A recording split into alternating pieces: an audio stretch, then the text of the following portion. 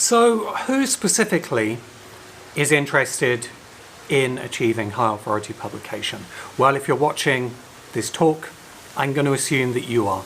And I'm going to think that you probably fit into one of a number of categories of people who would be trying to achieve that task. And as we go through the talk, I'll probably refer back to these little. So first of all, you have journalists or aspiring journalists, people like myself, professional writers who work for a number of publications as part of their professional career, and they get paid for doing that. Obviously, if you can make it into publications like The Guardian, like The Washington Post, like any of these high authority publications, you're performing at the top of your career. So it's the ambition of every journalist, if they've started off as a blogger, which I did, my first writing was all from my own blog, or if they are working in a local newspaper, everyone in the journalism field is ambitious to work at these high authority publications. Then you have a category of people who I call generally experts. They are academics, they are researchers, scientists, or professionals in specific fields, very often like marketing, business fields, and they want to communicate their expertise out to the world. Now, in the modern age of the internet, online publishing, experts have become more and more central towards what high authority publications do. These publications employ fewer journalists, fewer staff writers, and they bring in more experts.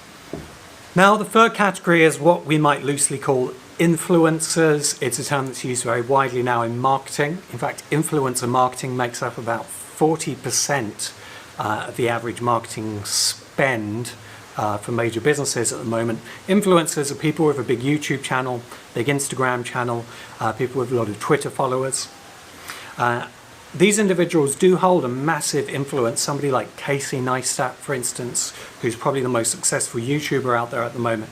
His millions of followers are absolutely fascinated by what Casey says.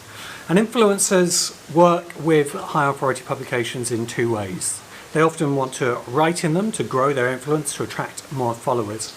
And also then with that influence, they will often work with high authority publications on behalf of advertisers. I'm not going to go more into that business model at the moment. There are other places you can look into influencer marketing. We might touch on it again. But it's quite likely if you're watching this at the moment that you are in fact yourself an influencer. The fourth category of individuals or organizations are businesses and business people. And these are businesses who have a new product to launch, commonly tech companies, consumer product companies, cosmetics companies, and they're looking to get stories about their products into high authority publications, which is actually very difficult to achieve because a publication like The Guardian doesn't necessarily want to write about a new lipstick. That's not going to grow its authority with its audience. But nonetheless, this is a very major area of high authority writing and publishing. And the fifth and final category are causes. This covers a huge range of issues. It might be charitable causes, fundraising for global refugees, might be political causes, individual politicians who are running election campaigns and political parties.